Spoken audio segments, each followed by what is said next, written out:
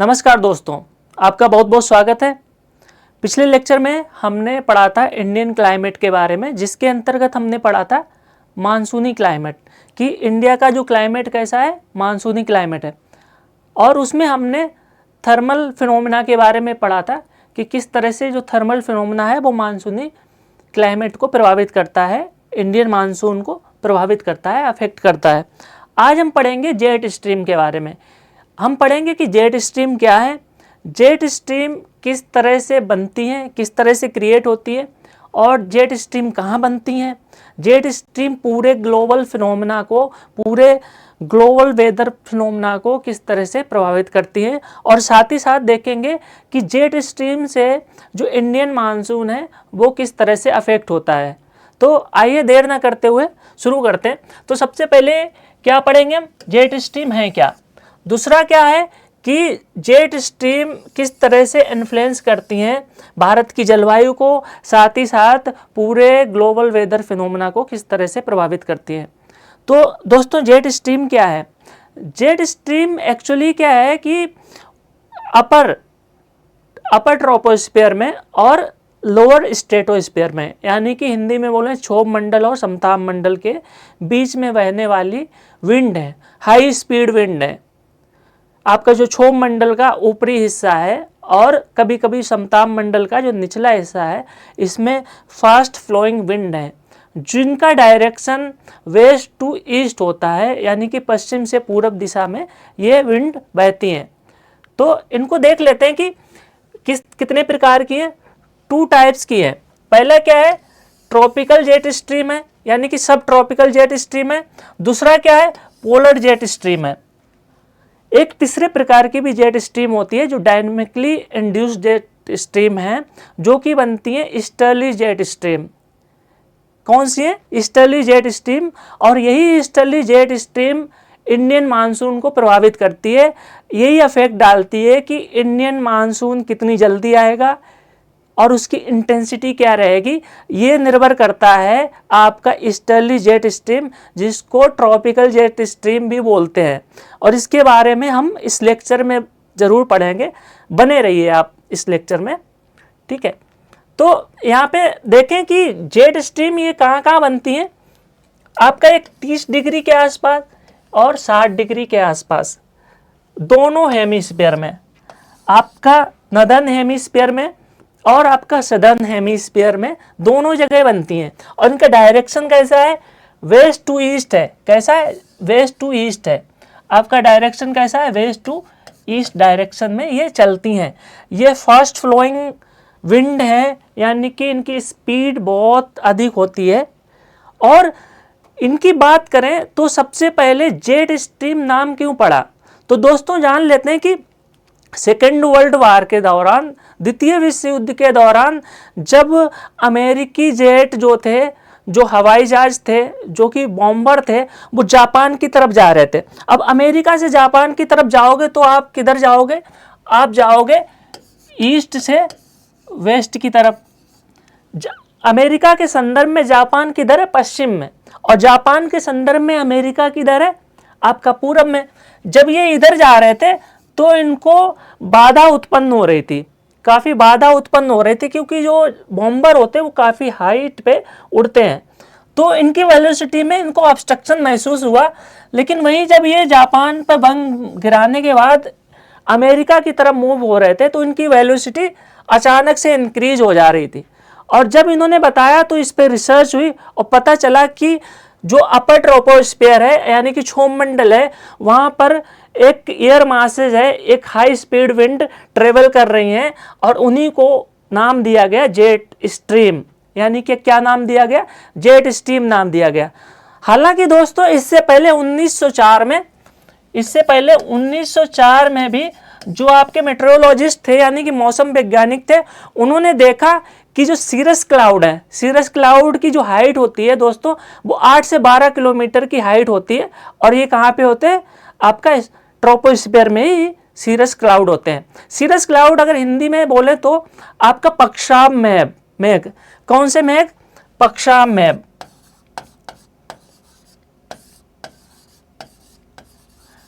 जब इन मौसम वैज्ञानिकों ने देखा कि इनका एक अलग सा पैटर्न बन रहा है।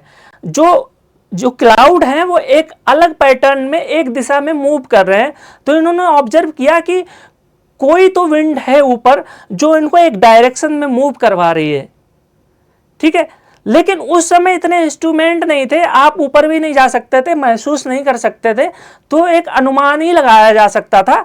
तो उस समय पता तो था कि कुछ तो है, लेकिन इसका अनुमान और इस पर रिसर्च हुई है द्वितीय विश्व युद्ध के बाद, सेकेंड वर्ल्ड वॉर के बाद पता चला कि कोई तो विंड है वहां पर, ठीक है। और उसी रिसर्च के बाद जब पता चला विंड है तो उन्हीं को नाम दिया गया जेट स्ट्रीम, ठीक है। अब ये जेट स्ट्रीम होती कैसी है? जेट स्ट्रीम आपका मीएंडरिंग शेप में मूव करती है, और इसमें मीएंडरिंग होती है आपका दो तरह की मीएंडरिंग होती है। एक तो होती है आपका हॉरिजेंटल मीएंडरिंग, और दूसरा क्या होता है? वर्टिकल मीएंडरिंग होती है। दो तरह से होती है, क्योंकि दो डिफरेंट एयर मासेस जिनका नेचर डिफरेंट है, एक कोल्ड है एक वार्म है, ठीक है, वो जब मिलती हैं तो उनमें मीएंडरिंग होती है। और मीएंडरिंग कैसे होती है? एक होती है हॉरिजेंटल मीएंडरिंग, एक होती है वर्टिकल मीएंडरिंग। अब आप देखो कि किसी प्रेशर बेल्ट से कोई हवा आ रही है, लो प्रेशर बेल्ट या हाई प्रेशर बेल्ट पे, जब दोनों आपस में मिलती है तो ये क्या हो गया? आपका हॉरिजेंटल मीएंडरिंग।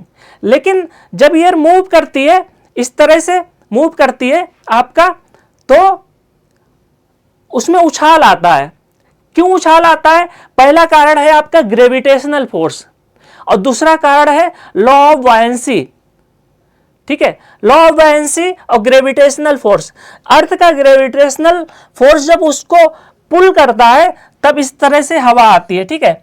और वहीं जब दूसरा कारण के लॉ ऑफ बायंसी, जब यहाँ पे हवा नीचे आती है तो नीचे की हवा इसको ऊपर उछालती है, तब ये इस तरह से मूव करती है। फिर जब ये ग्रेविटेशनल फोर्स खींचता है और नीचे से यहाँ पे लॉ ऑफ बायंसी लगता है। लॉ ऑफ बायंसी का मतलब है कि पानी में कोई चीज अगर डालते हैं तो पानी भी उस पर फोर्स लगाता है, उसको उछालता है, ठीक है। वैसे ही हवा भी क्या है? हवा भी एक फोर्स लगाती है, ठीक है। और ये विंड इस तरह से मूव करती है। तो ये हो गया वर्टिकल मीएंडरिंग। और ये मीएंडरिंग जो होती है, जो आपका जितना आप इक्वेटर के नज़दीक रहेंगे उतना कम होती है, और वहीं पोलर एरिया में जो पोलर जेट स्ट्रीम है वहाँ पे मीएंडरिंग सबसे अधिक होती है। इसका कारण ये है कि जो पोलर एरिया में आपका कोरियोलिस फोर्स है वो सबसे अधिक होता है, और जबकि जब इक्वेटर साइड में मूव करेंगे तो आपका कोरियोलिस फोर्स जो है वो कम होता है, और इक्वेटर पे आपका कोरियोलिस फोर्स 0 होता है। तो जेट स्ट्रीम को समझने के लिए हमें 2-3 फिनोमेना समझने जरूरी होंगे। एक कोरियोलिस फोर्स, दूसरा प्रेशर बेल्ट के बारे में जानकारी होना चाहिए, तीसरा आपको पता होना चाहिए कि हवा होती है हाई प्रेशर से हवा लो प्रेशर की तरफ मूव होती है। तो ये जानकारी देख लेते हैं। अब देख लेते हैं जेट स्ट्रीम जो होती है ये क्या है? फास्ट फ्लोइंग करंट है, और ये दोनों हेमिस्फीयर में ऑब्जर्व की जाती हैं, दोनों हेमिस्फीयर में। और ये क्रिएट होती है difference in temperature between two separate air masses trigger this phenomena. हमने अभी बताया है कि दो डिफरेंट एयर मासेस इस फिनोमेना को ट्रिगर करती हैं, ठीक है। और इनका जो डायरेक्शन है वो किस तरह से होता है? वेस्ट टू ईस्ट होता है। किधर होता है? पश्चिम से पूरब की तरफ। वजह की एक जेट स्ट्रीम की जो ईस्टर्ली जेट स्ट्रीम है उसका डायरेक्शन ईस्ट टू वेस्ट होता है, लेकिन बहुत ही परमानेंट नहीं है, वो टेम्परेरी जेट स्ट्रीम है जो कि आपका डायनेमिक फिनोमेना के कारण इंड्यूस होती है, ठीक है। और इनका रिलेटिवली जो बैंड होता है, नैरो बैंड होती है, कभी कभी 100-200 किलोमीटर की बैंड होती है, और पूरा एक चक्कर लगाती है पूरा ग्लोब का। और ये अपर लेवल ऑफ एटमॉस्फेयर में ही पाई जाती हैं, ठीक है। अपर लेवल यानी कि हमने अभी बताया कि आपका अपर ट्रोपोस्फेयर एंड लोअर स्ट्रेटोस्फेयर, समताप मंडल और क्षोभ मंडल के बीच में, ठीक है। और ये कितने विंड होती हैं? 4 प्राइमरी जेट स्ट्रीम है, 2 पोलर स्ट्रीम हो गया, साउथ पोलर जेट स्ट्रीम है, नॉर्थ पोलर जेट स्ट्रीम, और 2 हो गई आपकी सब ट्रॉपिकल जेट स्ट्रीम, ठीक है। हिंदी में बोले इनको तो क्या बोलेंगे? आपका उपोष्णकटिबंधीय जेट स्ट्रीम। क्या बोलेंगे? उपोष्णकटिबंधीय जेट स्ट्रीम। तो 4 प्रकार की जेट स्ट्रीम है, प्राइमरी 2 टाइप्स की है आपका, पोलर एंड सब ट्रॉपिकल, और सेकेंडरी क्या हो गए इनके 2 पार्ट हो गए आपके साउथ एंड नॉर्थ में, ठीक है। तो south polar jet stream, north polar jet stream, और नॉर्थ सब ट्रॉपिकल जेट स्ट्रीम, और साउथ सब ट्रॉपिकल जेट स्ट्रीम, ठीक है। अब बनती कहाँ है ये जेट स्ट्रीम? सबसे पहली बात बता ही दिया, आपका ट्रोपोस्फीयर का अपर लेवल यानी कि क्षोभ मंडल, और ये क्या हो गया आपका समताप मंडल, इसके बीच में बनती है। मेनली क्या होता है, जो ट्रोपोस्फीयर है, क्षोभ मंडल है, इसके अपर पार्ट में ही बनती है, और इनकी जो ऊंचाई होती है 8 से 14 किलोमीटर की हाइट पे ये बनती है। डिपेंड करता है कि ग्रेविटेशनल पुल कहाँ पे कितना है, ठीक है। ट्रॉपिकल एरिया में इनकी हाइट अधिक होती है, वहीं अगर पोलर एरिया में जाओगे तो वहां पर इनकी हाइट कम होती, कम ऊंचाई पे बनती है, वहां 6 से 7-8 किलोमीटर की हाइट पे भी ये जेट स्ट्रीम पाई जाती हैं, ठीक है। मिड टू अपर ट्रोपोस्फीयर में बनती है। और क्या होता है, अगर कोई भी एरोप्लेन है, कोई जेट है, अगर ईस्ट टू वेस्ट जा रहा है तो इसकी स्पीड अगर यहाँ से गुजर रहा है जहाँ पर जेट स्ट्रीम है तो वहाँ उसकी जो वेलोसिटी है वो कम हो जाएगी।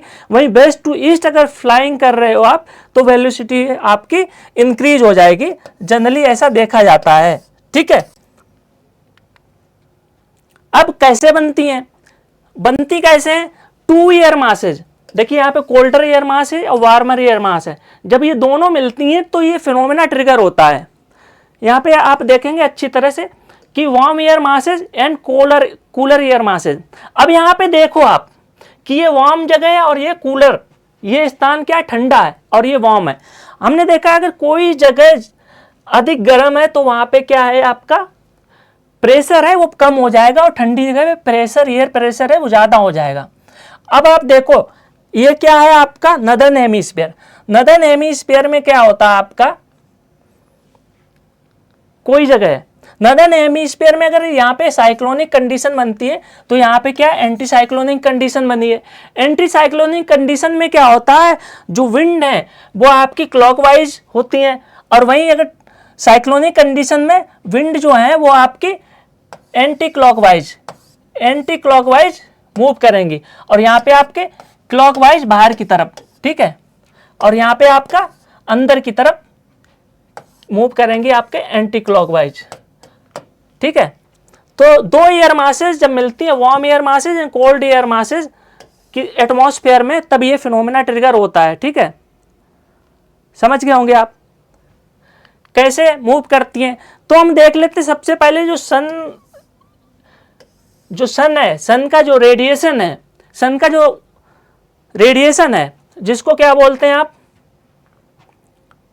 सूर्यताप या इंसोलेशन, क्या बोलते हैं, इंसोलेशन पूरी अर्थ पे बराबर नहीं होता है, जिसके कारण बहुत सारी जो बेल्ट क्रिएट होती हैं जिनको बोलते हैं प्रेशर बेल्ट, ठीक है। क्या बोलते हैं, प्रेशर बेल्ट। और प्रेशर बेल्ट जो होती हैं उन्हीं के कारण हर जगह का तापमान निर्धारित होता है, कम ज़्यादा होता है, एयर प्रेशर भी निर्धारित होता है। तो क्या होता है, जब कोई भी अर्थ पे जो वार्मर एयर विंड है कूलर एयर मासेज से मिलती है तो क्या होता है, warmer air rise up higher, और वहीं जो कूलर मास होती है वो उसको रिप्लेस करती है और नीचे सिंक होती है, क्योंकि ठंडी हवा जो होती है भारी होती है वो नीचे आएगी, गर्म हवा ऊपर जाएगी, गर्म हवा उठ के ऊपर जाएगी, ठीक है, ठंडी हवा नीचे आएगी, सब्सिडेंस ऑफ एयर होगा, और यहाँ पे राइज ऑफ एयर होगा, ठीक है। ये 2 फिनोमेना कैसे वर्क करते हैं हम अभी अगली स्लाइड में देख लेते हैं यहाँ पे अच्छी तरह से। यहाँ पे क्या होता है, ये 0 डिग्री है आपका इक्वेटर है, और यहाँ पे क्या बनता है, इंटर ट्रॉपिकल कन्वर्जेंस जोन, यानी कि आईटीसी बना। अब आईटीसी का जो क्षेत्र बना तो यहाँ पे क्या होता है, ट्रेड विंड आके मिलती हैं इस क्षेत्र में, south east trade wind and north east trade wind. जब यहाँ पे मिलेंगी तो क्या होगा, कन्वर्जेंस ऑफ विंड होगा। जब कन्वर्जेंस होगा और यहाँ पे हीट अधिक होगी तो हवा वार्म होके ऊपर उठेगी। जब ऊपर उठेगी तो यहाँ पे कहाँ पे जाएगी, आपका अपर लेवल में गई। अपर लेवल में होने के बाद क्या होता है, इसकी जो डायरेक्शन है वो किधर जाएगी, आपका 30 डिग्री की तरफ, यहाँ पे डायरेक्शन गई। अब ये उठी हवा तो क्या हो गई, थोड़ी रिलेटिवली कोल्ड हो गई। फिर जाके क्या होता है, जो ट्रॉपिक ऑफ कैंसर है 30 डिग्री के आसपास दोनों हेमिस्फीयर में, ये इसका क्या होता है, सबसिडेंस होता है, हवा का सबसिडेंस होता है, यानी कि हवा नीचे गिरती है। वहीं दूसरी तरफ आपने देखा होगा जो 60 डिग्री का जो क्षेत्र है वो भी क्या है, रिलेटिवली लो प्रेशर क्षेत्र है, और ये पोलर वाला क्या है, हाई प्रेशर क्षेत्र है। तो यहाँ पे भी क्या होती है, यहाँ से भी हवाएं उठती हैं, ठीक है, यहाँ से भी हवाएं उठती हैं और ये जाती हैं 30 डिग्री के आसपास मिलती हैं। अब ये आप देखो 60 डिग्री से कोई हवा आई और 0 डिग्री से कोई हवा आई, दोनों में क्या होगा, डिफरेंस होगा टेम्परेचर में। टेम्परेचर में डिफरेंस होगा तो दो एयर मासेस डिफरेंट टेम्परेचर की मिलेंगी, तो ये फिनोमेना ट्रिगर होगा, आपका क्या बनेगा, जेट स्ट्रीम बनेगा। ठीक है, तो ये कौन सी जेट स्ट्रीम बन जाएगी, आपका सब ट्रॉपिकल जेट स्ट्रीम बन जाएगी, और ये बनेगी आपके 30 डिग्री के आसपास। और ये ऐसा नहीं है, जरूरी नहीं है कि 30 डिग्री पे ही बनेगी, क्योंकि प्रेशर बेल्ट जो खिसकती रहती है सन की मूवमेंट के कारण। सन का जो मूवमेंट है आपका ट्रॉपिक ऑफ कैंसर से आपका कैप्रिकॉन तक आपका सन का मूवमेंट होता रहता है, इसलिए जो जेट स्ट्रीम भी है इनकी भी पोजीशनिंग शिफ्ट होती रहती है, ये बात ध्यान रखने की जरूरत है आपको। ठीक है, अब यहाँ पे क्या होता है, 60 डिग्री के आसपास क्या होगा, यहाँ से हवाएं जाएंगी, यहाँ पे एक लो हाई प्रेशर क्रिएट होगा और यहाँ पे लो प्रेशर क्रिएट होगा। ये ताप के कारण नहीं होगा दोस्तों, ये होगा डायनेमिकली इंड्यूस प्रेशर। और यहाँ पे क्या हाई प्रेशर है, आपने देखा, तो हवा कहाँ पे आएगी, यहाँ पे आएगी। अब हवा यहाँ पे आएगी तो दोनों तरफ यह हवा उठेगी और यहाँ से भी हवा उठेगी। जब यहाँ से हवा आई, ये रिलेटिवली ज़्यादा कोल्ड है और ये थोड़ा वार्म है, जब ये दोनों हवाएं ऊपर पहुँचेंगी तो ये एक जेट स्ट्रीम यहाँ भी क्रिएट होगी, जिसको बोलेंगे पोलर जेट स्ट्रीम। क्या बोलेंगे, पोलर जेट स्ट्रीम। इसको सबसे अच्छी तरीके से हम अगले डायग्राम में समझ लेते हैं। दोस्तों देखिए, ये आपका इक्वेटर है, 0 डिग्री, हवा यहाँ पे उठी, आप ऊपर गई और ये 30 डिग्री की तरफ क्या हो गए, सबसिडेंस ऑफ एयर हो गया। और वहीं ये यहाँ पे क्या बन गया, हाई प्रेशर नीचे। अब हाई प्रेशर बना तो हवा यहाँ से इधर चलेगी, आपका 60 डिग्री की तरफ चलेगी ना हवा, तो यहाँ से फिर ये हवा यहाँ पे पहुँचेगी तो ऊपर उठेगी, ऊपर उठने के बाद ये हवा इधर मूव होगी। ठीक है, और यहाँ से जब हवा आएगी तो इसके मुकाबले ये हवा थोड़ी ठंडी होगी, ये हो गया कोल्ड एयर और ये हो गया थोड़ा वार्म एयर। जब दोनों हवाएं मिलेंगी तो यहाँ पे बनेगा आपका सब ट्रॉपिकल जेट स्ट्रीम। कौन सा, सब ट्रॉपिकल जेट स्ट्रीम। और वहीं आप बात करें कि जो पोलर एरिया है, पोलर एरिया से कोई एयर मासेज आई और ये ऊपर उठेगी, ठीक है, और यहाँ से कौन सी हवा उठी थी, थोड़ा वार्मर एयर थी। ठीक है, जब ये दोनों उठेंगी और आपस में मिलेंगी अपर ट्रोपोस्फीयर में, तो यहाँ पे बनेगा आपका पोलर जेट स्ट्रीम। कौन सा बनेगा, पोलर जेट स्ट्रीम। ध्यान रखिएगा, इसको और अच्छी तरह से समझ लेते हैं। देखिए, ये पोलर एरिया है, इक्वेटर है, ये क्या है, इक्वेटर एरिया है। इक्वेटर पे क्या होता है, आपका ट्रोपोस्फीयर की हाइट अधिक होती है, और जैसे जैसे आप पोलर एरिया में जाते हैं तो हाइट क्या होती है, कम हो जाती है। ये ट्रोपोपॉज है, ठीक है, जिसको बोलते हैं क्षोभ सीमा। अब यहाँ पे देखिए आप, हवा ऊपर उठी और यहाँ से भी हवा ऊपर उठी, दोनों एयर मासेज मिली यहाँ पे, और यहाँ पे बन गया आपका सब ट्रॉपिकल जेट स्ट्रीम। समझ गए, और ये इसको एक सेल बन जाती है जिसको बोलते हैं हेडले सेल। एक पूरा चक्कर लगता है हवा का, नीचे से उठना, ऊपर जाना, फिर नीचे सबसिडेंस ऑफ एयर होना। ठीक है, इसके बाद यहाँ से ऊपर जाना, उठना, और ये सबसिडेंस होना। तो ये एक चक्कर यहाँ पे भी लग जाता है, एक सर्कल यहाँ पे बन जाता है, इसको बोलते हैं फेरल सेल। और वहीं यहाँ पे क्या होगा, हाई प्रेशर एरिया होगा, क्योंकि कोल्ड है, सबसे ज़्यादा नॉर्थ में क्या है, कोल्ड है रिलेटिवली 60 डिग्री के। तब यहाँ से हवा इधर आएगी, लो प्रेशर एरिया। जब यहाँ आएगी तो ये उठेगी तो यहाँ पे इस वाली एयर से मिलेगी। जो रेड कलर है ये थोड़ा वार्म है, और ये ब्लू कलर क्या है, थोड़ा कोल्ड है। जब दो एयर मासेज यहाँ मिलेंगे तो यहाँ पे ट्रिगर होगा फिनोमेना, तो बनेगी आपका पोलर जेट स्ट्रीम। समझ गए होंगे ना आप, ठीक है, अच्छी तरह से समझ गए होंगे, देख लीजिए इसको। ठीक है, अब बात कर लेते हैं how do jet stream affect weather. तो वेदर को क्यों अफेक्ट करते हैं? क्योंकि ये इतना पावरफुल विंड होती हैं, इतना पावरफुल होती हैं, और ये बहुत बड़ा एयर मास होता है पूरी अर्थ पे, और इनकी स्पीड बहुत अधिक होती है। तो किसी भी विंड को, किसी भी वेदर को ये खींच के ले जाती हैं अपने साथ। जहाँ गर्मी है वहाँ ये ठंडी पैदा कर देती हैं, जहाँ ड्राई है वहाँ वर्षा करवा देती हैं, जहाँ कोल्ड है वहाँ गर्म हवा हो जाती है। इसलिए कभी कभी आप देखना बहुत सारे डिजर्ट हैं, आपका ईस्टर्न, आपका वेस्टर्न पार्ट ऑफ कॉन्टिनेंट पे बहुत सारे कोल्ड डिजर्ट पाए जाते हैं। जैसे अफ्रीका नामीबिया डिजर्ट है, नामीबिया डिजर्ट, बहुत सारे डिजर्ट हैं। इसके बारे में अगर अलग लेक्चर में पढ़ लेंगे, ठीक है। तो बहुत सारे डिजर्ट भी बनते हैं, और बहुत जगह ये बारिश भी करवाती हैं। जैसे कि भारत में सर्दियों में बारिश होती है, तो इसके बारे में पढ़ेंगे।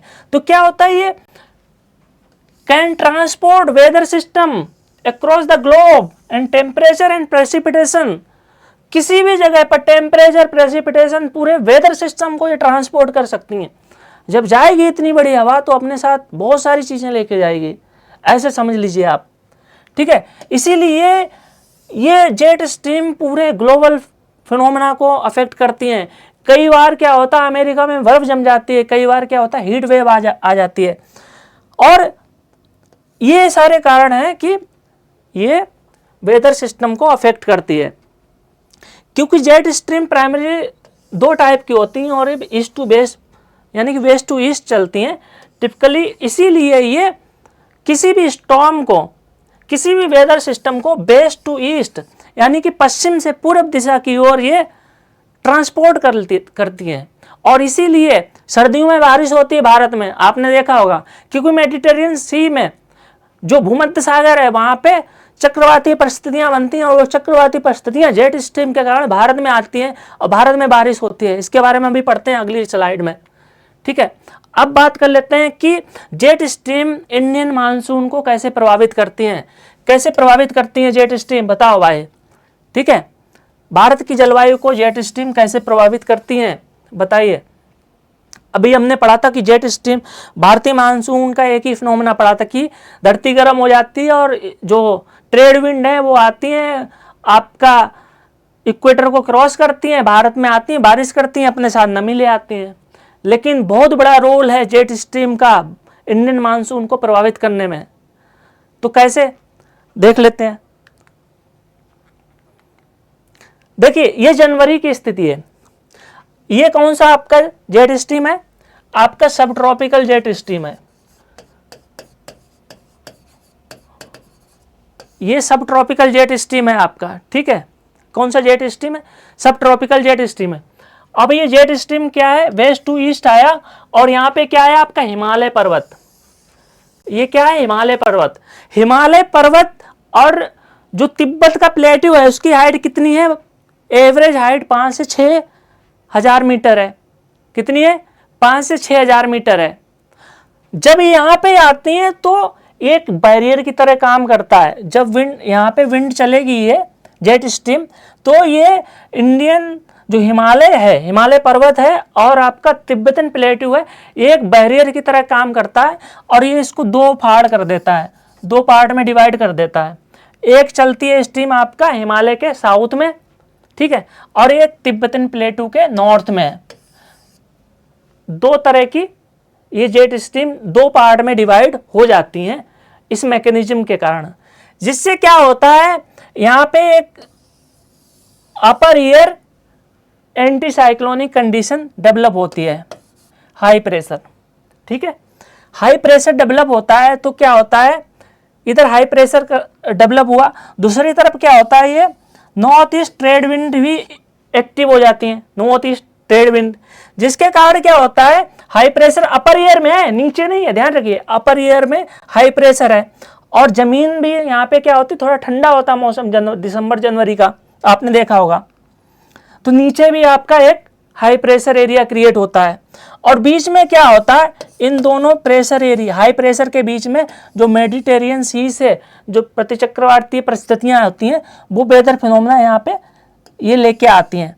तो ये रिलेटिवली क्या होता है, लो प्रेशर। जब ये लो प्रेशर होता है तो रिलेटिवली क्या होता है, ये विंड जो होती है थोड़ा गर्म होती है। अब ऊपर ठंडी है, नीचे ठंडी है, बीच में थोड़ा गर्म है, ठीक है। तो ये दोनों तरफ से इनको ठंडापन महसूस होता है और जिससे क्या होता है, हीट ट्रांसफर होता है। अब ये क्या होता है, इनमें नमी होती है, वार्म है तो नमी होगी, शायद सी बात है, ठीक है। तो यहाँ पे क्या होता है, ये ठंडी होंगी तो ये अपने सेचुरेशन पॉइंट तक पहुंच जाएंगी। ये हवाएं क्या होती हैं, सेचुरेट हो जाती हैं। अब सेचुरेट हो जाएंगे तो यहाँ पे बारिश करेंगी, और इससे जो मेनली बारिश होती है वो ओरोग्राफिक नेचर की बारिश होती है, यानी पर्वतीय वर्षा होती है। इसलिए आपने देखा होगा दिसंबर, जनवरी, फेब में आपका हिमाचल प्रदेश, आपका जम्मू कश्मीर में भारी हिमपात देखने को मिलता है। क्या देखने को मिलता है, हिमपात देखने को मिलता है, भारी बर्फबारी देखने को मिलती है। और आपका प्लेन वाला एरिया, आपका पंजाब हो गया, आपका हरियाणा है, आपका उत्तर प्रदेश है, यहाँ पे आपको बारिश देखने को मिलती है। कभी कभी ओले भी पड़ते हैं बर्फ के, ठीक है।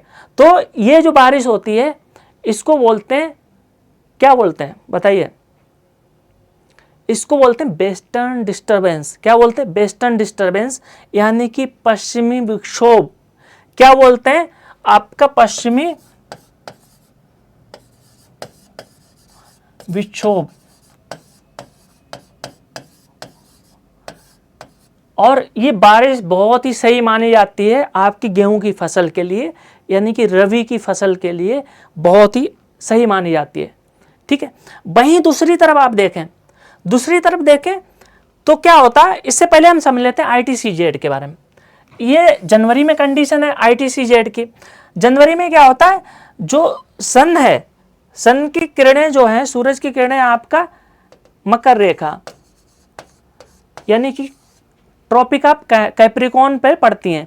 तो यहाँ पे क्या होगा, आपका लो प्रेशर एरिया क्रिएट होगा, और जो ITCZ है, इंटर ट्रॉपिकल कन्वर्जेंस जोन, वो आपका मिलता है मकर रेखा के आसपास। वहीं जब जो सन का जो डायरेक्शन है शिफ्ट हो जाता है नॉर्थ की तरफ जून जुलाई में, 21 जून के आसपास मकर रेखा, जो कर्क रेखा है, उस पर सूर्य की किरणें पड़ती है ना, तो आपका लो प्रेशर एरिया इधर क्रिएट होता है। कहाँ पे क्रिएट होता है, भारत में, भारत और नॉर्थ अफ्रीका वगैरह में। तो यहाँ पे ITCZ क्या होता है, ये जुलाई की स्थिति है ITCZ की, ठीक है। अब नॉर्थ इंडिया में पूरा क्या बन गया, आपका क्या बन गया, लो प्रेशर एरिया क्रिएट हो गया। ध्यान रखिए, लो प्रेशर एरिया क्रिएट हो गया। अब समझते हैं कि जेट स्ट्रीम किस तरह से भारत के वेदर फिनोमेना को, भारतीय मानसून को प्रभावित करता है। तो दोस्तों देखा, अब यहाँ पे क्या बन गया, ITCZ, ये क्या है आपका नॉर्थ एरिया, ये आपका तिब्बतन प्लेटू है, और ये आपकी जेट स्ट्रीम जो है, जो साउथ में थी, जो हिमालय के साउथ में थी, जनवरी में हमने देखा था ना, 2 पार्ट थे, वो क्या चली जाती है, तिब्बतन प्लेटू के ऊपर चली जाती है। कहाँ पे चली जाती है, तिब्बतन प्लेटू के ऊपर चली जाती है, क्योंकि जो प्रेशर बेल्ट शिफ्ट हो गई, आपका सन का जो रेडिएशन है वो आपका कैंसर, जो आपका कर्क रेखा है, उस पर पड़ने लग गया। तो यहाँ पे क्या होता है, तिब्बतन प्लेटू बहुत हीट करता है। क्या करता है, हीट करता है, जिससे क्या होता है, यहाँ की जो विंड है वो ऊपर उठती है। जब विंड ऊपर उठेगी तो वो क्या होगी, इन्वर्जन ऑफ टेम्परेचर। टेम्परेचर क्या है आपका, टेम्परेचर कम होता जाएगा और वो रिलेटिवली कोल्ड हो जाएगी, और ये हमने देखा मिएंडरिंग करती है, ठीक है। जब मिएंडरिंग करती है विंड, तो यहाँ पे जो पेशावर वगैरह का क्षेत्र है, जो अफगानिस्तान का क्षेत्र है, यहाँ पे एक लो प्रेशर एरिया क्रिएट होता है।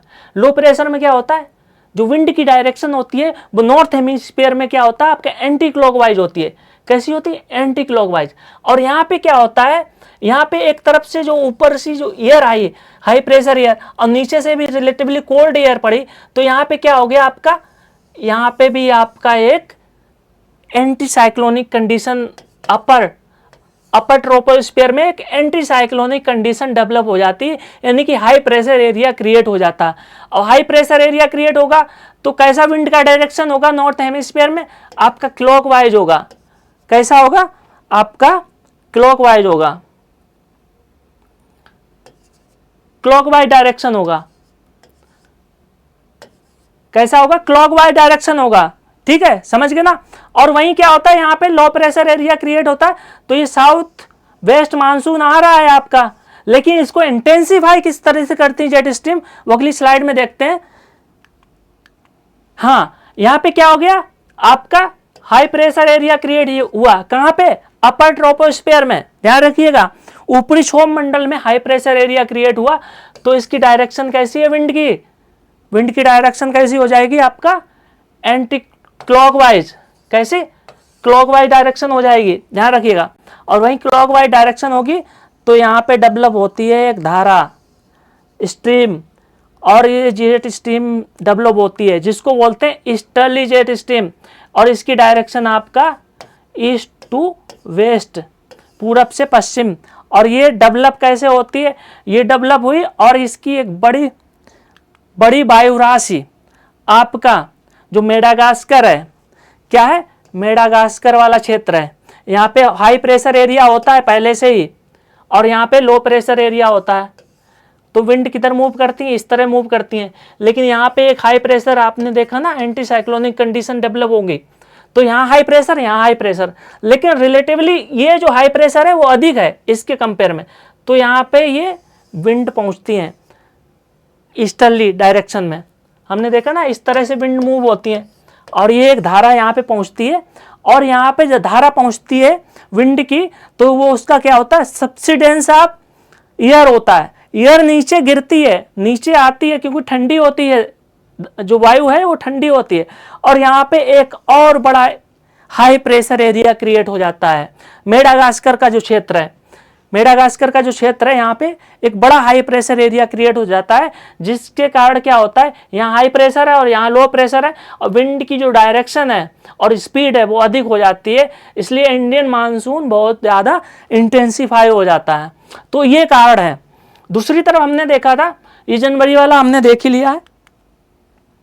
तो इस तरह से क्या होता है, अपर एयर हाई प्रेशर, और यहाँ पे क्या है आपका धरातल पे हाई प्रेशर।